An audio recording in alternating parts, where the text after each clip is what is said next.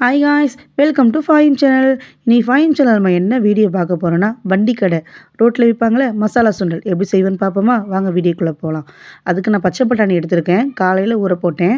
8 மணி நேரம் ஊற வச்சுக்கோங்க. அதில் தண்ணி ஊற்றி மஞ்சத்தூள் போட்டு ஒரு 8 விசில் வச்சு எடுத்துக்கோங்க. நல்லா வெந்ததுக்கப்புறம் சுண்டல் தனியாகவும் வேக வச்ச தனியாகவும் எடுத்துக்கோங்க. கொஞ்சம் சுண்டலை எடுத்து நல்லா நசுக்கி விட்டுக்கோங்க. நம்ம வேக வச்ச தண்ணி கூட இதை சேர்த்துக்கலாம். நம்ம மசாலா அரைச்சிக்கலாம். அதுக்கு 2 வெங்காயம், 1 தக்காளி, 2 பச்சை மிளகா அதை போட்டு நல்லா பேஸ்ட்டாக அரைச்சி கொண்டு வந்துங்க, தண்ணி சேர்க்காம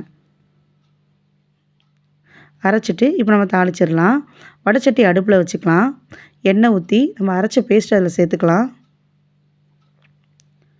அது கூடயே 1.5 ஸ்பூன் இஞ்சி பூண்டு பேஸ்ட்டு சேர்த்துக்கோங்க. நல்லா கிளறி விடுங்க. கொஞ்சம் வதனதுக்கப்புறம் அது கூடயே 1/4 ஸ்பூன் மஞ்சத்தூள், 1 ஸ்பூன் கரம் மசாலா, 1 ஸ்பூன் மிளகாத்தூள் சேர்த்துக்கோங்க. இது குழம்புக்கு போடுற மிளகாத்தூள் தான். அப்படி இல்லைன்னா சாம்பார் தூளும் போட்டு சேர்த்துக்கலாம். நல்லா கிளறி விடுங்க. நல்லா பச்சை வாடை போனதுக்கப்புறம் நம்ம வேக வச்சுருக்கோம் பார்த்தீங்களா,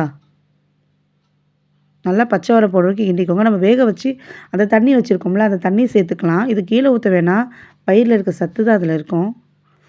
அதுக்கு தேவையான உப்பு போட்டுக்கோங்க. நல்லா கொதி வந்த பிறகு வச்சுருந்த நம்ம பட்டாணியும் சேர்த்துக்கலாம். பட்டாணியும் சேர்த்து நல்லா கொதிக்கட்டும். நல்லா இந்த மாதிரி திக்கானதுக்கப்புறம் மல்லித்தழை சேர்த்துக்கலாம். மல்லித்தழையை சேர்த்து நல்லா கிளறி விடுங்க.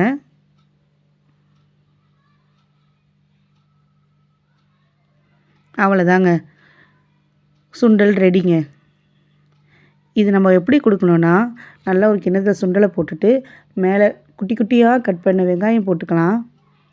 அதுக்கு மேலே கொஞ்சம் கேரட் தூவிக்கலாம். அப்புறம் கார்ன் சிப்ஸு அதுக்கு மேலேயும் போட்டுக்கலாம். ரோட்டு கடையில் நம்மளுக்கு எப்படி தருவாங்களோ அதே மாதிரி நம்மளுக்கு கிடைக்கும். மறக்காமல் உங்கள் வீட்டில் செஞ்சு பாருங்கள். செஞ்சு பார்த்துட்டு எப்படி இருக்குன்னு மறக்காமல் கமெண்ட் பண்ணுங்கள். ஃபாயிம் சேனல் சப்ஸ்கிரைப் பண்ணாதவங்கள சப்ஸ்கிரைப் பண்ணிக்கோங்க. பக்கத்தில் இருக்க பெல் பட்டனை கிளிக் பண்ணிக்கோங்க. லைக் போடுங்க. பாய்.